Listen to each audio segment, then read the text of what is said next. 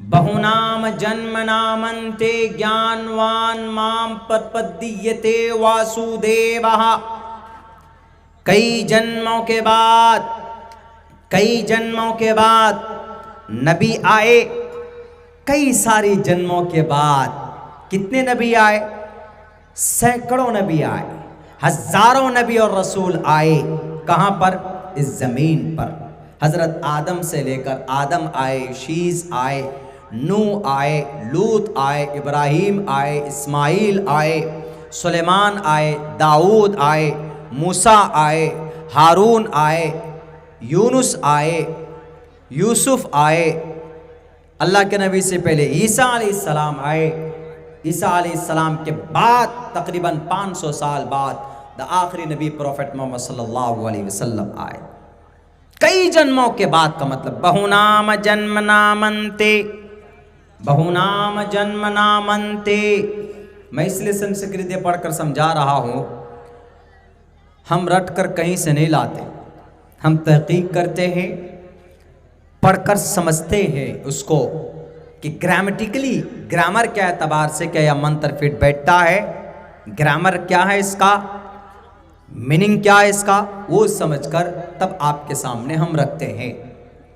बहुनाम जन्म नामन्ते, जन्म जन्म के बाद, कई जन्मों के बाद आदम का एक जन्म हुआ, नूह का एक जन्म हुआ, लूत का एक जन्म हुआ, यूनुस का एक जन्म हुआ, कौम आद, कौम समूद, सालेह अलैहिस्सलाम एक जन्म हुआ, हज़रत ज़करिया का जन्म हुआ, हज़रत यहया का जन्म हुआ। कई जन्मों के बाद बहुनाम जन्म नामन्ते ज्ञानवान माम, कई जन्मों के बाद जो ज्ञान दिया गया, ज्ञानवान माम प्रपद्यते, जो ज्ञान प्राप्त हुआ है, जो जानकारी हासिल हुई है, वासुदेवः, वो ज्ञान सबसे आखिर में, कई जन्म के बाद लास्ट में आखिर जन्म मोहम्मद रसूलुल्लाह का, मोहम्मद रसूलुल्लाह को जो ज्ञान हासिल हुआ, वो ज्ञान वासुदेवा, मेरा ज्ञान। वासुदेवा मतलब ईश्वर कहता है वो ज्ञान मेरा है, यानी कई जन्म के बाद जो नबी आया है उसको जो ज्ञान है वो नबी का नहीं है, वो मेरा ज्ञान है। बहुनाम जन्म नामन्ते ज्ञानवान माम प्रपद्यते वासुदेव सर्वमिति समहात्मा। और सुनो दुनिया वालों, जिसको मेरा ज्ञान होता है ना, जिसको मेरा ज्ञान होता है, जिसको मेरी तरफ से चुना जाता है, वो इंसान समहात्मा, सा महात्मा, वो महाआत्मा होता है, महान होता है, सुदुर्लभ, बड़ा भाग्यशाली होता है, बड़ा खुश नसीब होता है। और अल्लाह के नबी अलैहिस्सलातु वस्सलाम कई जन्म के बाद पैदा हुए, और आप अलैहिस्सलाम को जो ज्ञान दिया गया मोहम्मद रसूलुल्लाह को, वो अल्लाह तबारक व तआला ने वही की। अल्लाह तबारक व तआला ने इनत्तबिउ इल्ला मा यूहा इलैका, हम वही करते हैं, अल्लाह के नबी अलैहिस्सलाम को वही करते। अल्लाह के नबी अपनी तरफ से कोई बनाकर या कोई कानून या कोई सिस्टम बनाकर पेश नहीं करते। साफ लफ्जों में कहा, सा महात्मा, जिसको नबी बनाया जाता है। आज अगर 5 साल के लिए किसी को MLC बना दिया जाए, 5 साल में कोई मुखिया बन जाता है, 5 साल में कोई MLA बन जाता है, MP बन जाता है, तो वो तो समझता है कि बस मुझे दुनिया की आराम, दुनिया की सारी इज्जत मिल गई, सारी दुनिया मुट्ठी में कर ली उन्होंने। 5 साल के लिए सिर्फ वो आखिरी नबी मोहम्मद रसूलुल्लाह सल्लल्लाहु अलैहि वसल्लम, जिसको अल्लाह तबारक व तआला ने अपना आखिरी नबी बनाया, इंसानों में से चुनकर, समहात्मा, समहा आत्मा, महा मीन्स बड़ा, आत्मा मीन्स इंसान, समहात्मा सुदुर्लभ, वो बड़ा दुर्लभ है, यानी बड़ा खुश नसीब है, جس کو اللہ اپنی نبوت کے لیے، اللہ اپنی شریعت کی امپلیمنٹ کے لیے، اللہ اپنا سندیش چننے کے لیے دوسروں کو بھیجے، جس کو بھیجتا ہے دوسروں تک، وہ انسان مہان ہوتا ہے۔ اگر بھارت کا پرائم منسٹر اگر کٹیہار یا پورنیا یا سیمانچل کے کسی ایم پی کو، ایم ایل اے کو یوں کہے کہ میں آپ کو اپنا منتری بناتا ہوں اور آپ جائیے سیمانچل میں تحقیق کیجئے کہاں پر کیا ہو رہا ہے، وہ انسان کیا کہے گا کہ میں بڑا بھاگیشالی ہوں، میں بڑا خوش نصیب ہوں کہ مجھے اتنا بڑا عہدہ بنا کہ مجھے کیبنٹ، کیندر میں کیبنٹ منترالیہ میں مجھے جگہ مل گئی، اور میں بڑا مہاتما سمجھتا ہے، اپنے آپ کو کہتا ہے کہ میں بڑا مہان ہوں، اپنے آپ کو سمجھتا ہے۔ لیکن یہاں پر دیکھیے اللہ کے نبی علیہ الصلوۃ والسلام پوری دنیا کے پوری کائنات کا رکھوالا اللہ تبارک و تعالیٰ کہتا سمہاتما سدرلبھا۔ ہمارے ہندوستان کے ہندو بھائیوں، یہ منتر ڈائریکٹ اللہ کے نبی علیہ الصلوۃ والسلام کے نبی ہونے کا اور آپ علیہ السلام کے اوپر جو وحی آتی ہے اس وحی کو اللہ کے طرف سے آنے کا واضح اشارہ ہے۔ اور سنیے، تعلیم، ایجوکیشن، جانکاری حاصل کرنا اس منتر سے ملتا ہے۔ ایک منتر اور ایک شلوک جس کے اندر کہا گیا ادارا ادارا، اے سخی لوگو تمہارا مقام و مرتبہ تو بہت ہے دنیا کے اندر، ادارا سخی لوگ ایک طرف، ادارا سرو اے ویتے گیانی تاتمے ومیمتم، لیکن جو سماج میں گیانی لوگ ہیں جس کو جانکاری حاصل ہے، ادارا سرو اے ویتے گیانی تاتمے ومیمتم، لیکن جس کو میرا گیان ہے، جو میرے بارے میں جانتا ہے، جو اللہ کے بارے میں جانتا ہے، جو ایشور کے بارے میں جانتا ہے، شریمد بھگوت گیتا کا یہ شلوک یوں کہتا ہے، وہ پرماتما یوں کہتا ہے کہ وہ صرف جانتا نہیں ہے، وہ میرے بارے میں نہیں جانتا، بلکہ جس کو میرا گیان ہے سمجھ لو کہ وہ انسان نہیں ہے، وہ میں ہوں، میں ادارا سرو اے ویتے گیانی تاتمے ومیمتم، اے سرو جس کو میرا گیان ہے وہ میں ہوں، میں۔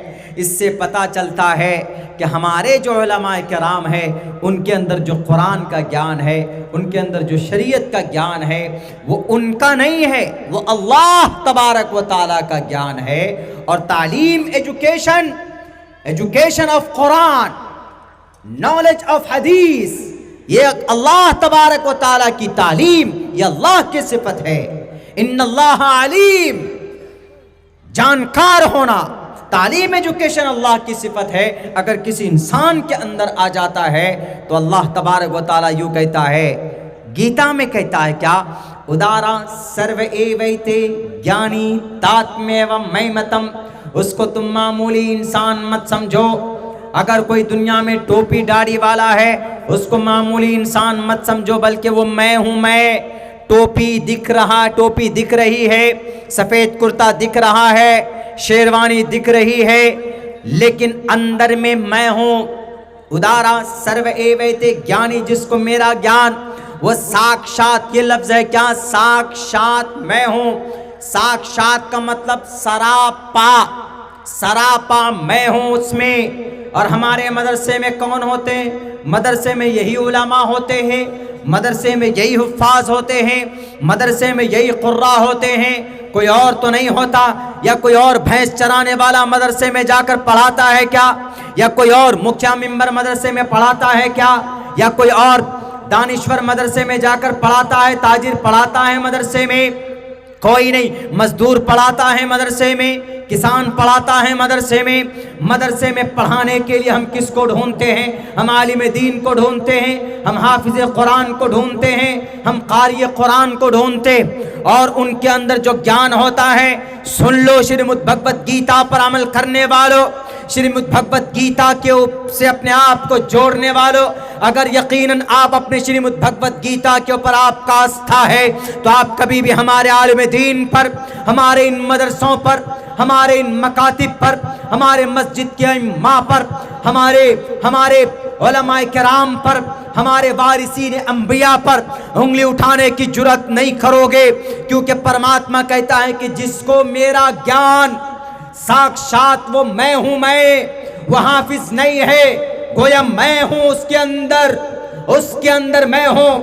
اگر کسی کے اندر حدیث کا گیان ہے اس کے اندر میں ہوں, قرآن کا گیان ہے اس کے اندر میں ہوں, کیونکہ قرآن اللہ کا کلام ہے. اللہ کا کلام اگر کسی انسان کے اندر ہو تو وہ یہ یوں ہے گویا کہ اسی کے اندر ہے, وہ سراپا اس کے اندر ہے. اسی لیے بدنام کرنے سے پہلے اس شلوک کو دیکھ لیا جائے, اس منتر کو پڑھ لیا جائے پہلے دھیان کے ساتھ, غور کے ساتھ, تب جا کر ہمارے اسلامک مدرسوں میں, ہمارے مساجد کے ائمہ پر, ہمارے مدارس میں پڑھانے والے علماء کرام کے اوپر کوئی الزام یا کوئی اس طرح کی بات ہونی چاہیے. کتنی پیاری بات کہی بتائیے, شریمد بھگوت گیتا میں یہ بات کہی گئی. بہت پہلے یہ منتر مجھے معلوم نہیں تھا, ابھی جب ہم ریسرچ کے لیے گئے ہوئے تھے کسی یونیورسٹی میں, تو وہاں پر استاذ محترم نے ہم سے کہا کہ مدرسوں کے اوپر جو ایلیگیشنز لگتے ہیں ذرا اس کے اوپر دیکھو تو تعلیم, ایجوکیشن, گیان کہاں ضروری ہے. ہم نے جب دیکھا 2-3-4 شلوکس ہیں, لیکن مجھے 2 ہی یاد ہوئے ہیں ابھی تک, چونکہ سنسکرت لینگویج جلدی اس کے ہر ایک چیز کا الگ الگ اس کا سینٹنس ہے, ایک ورڈ ہے. جیسے ایک کے لیے بول دیتے ہیں نا, ایک آدمی میں کھاتا ہوں, اہم کھانے کے لیے, اہم کھدتی میں کھاتا ہوں, اہم اپوشتی میں بیٹھتا ہوں. لیکن ہم دو بیٹھتے ہیں, رما رمو رمہ, کھدتی کھدتو کھدتی,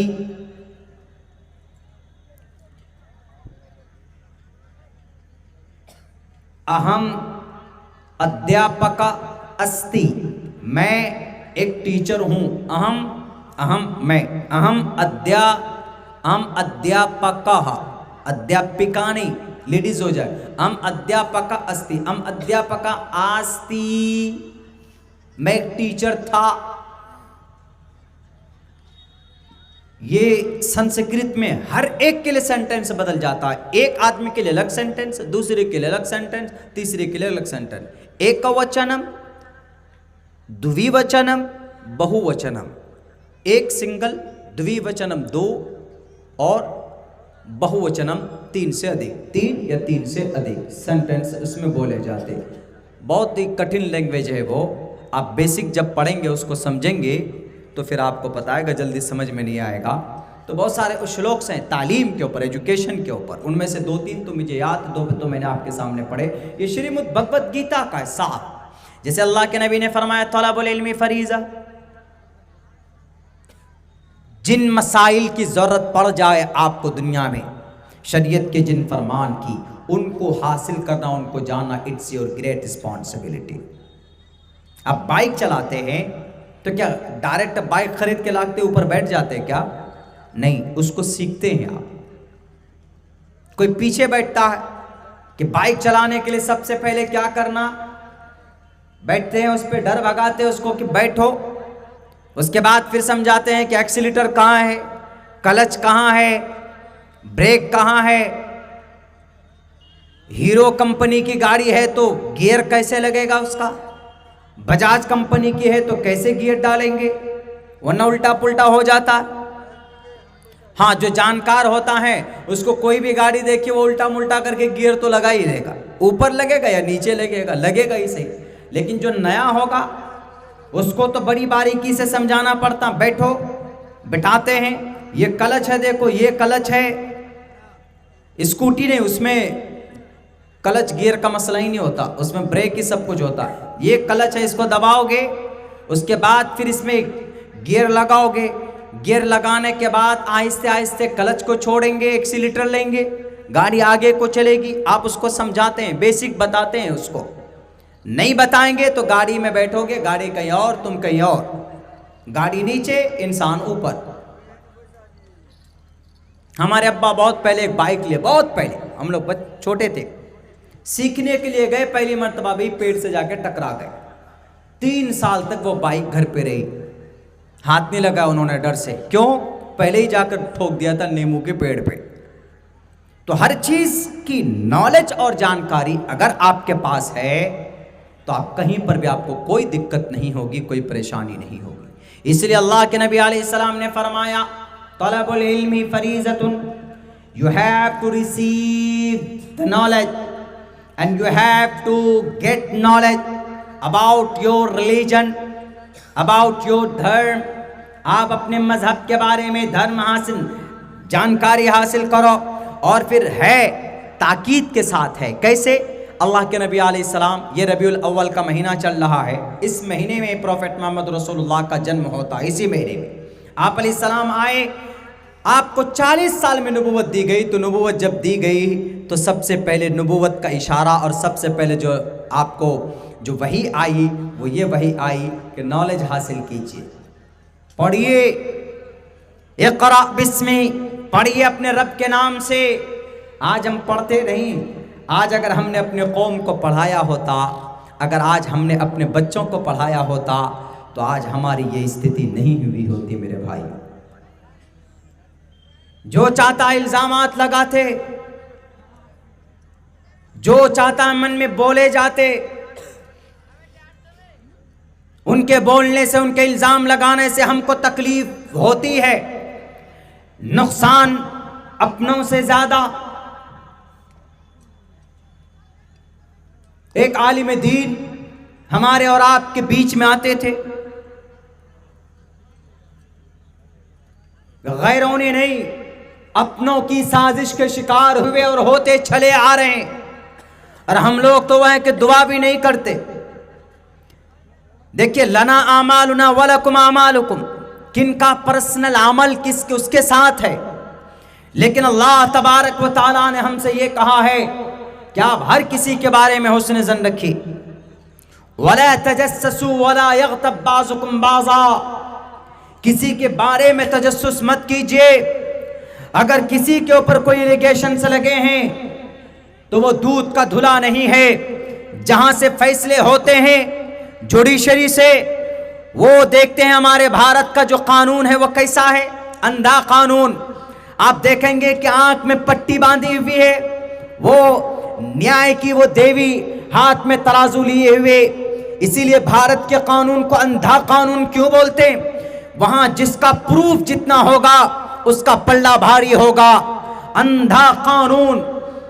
اگر کسی کے اوپر کوئی الیگیشن سے لگتا ہے تو ہم اور آپ اللہ کی ذات سے یہ امید رکھیں کہ یہ گناہ یا یہ غلطی ہمارے فلاں صاحب سے نہیں ہوئی ہوگی۔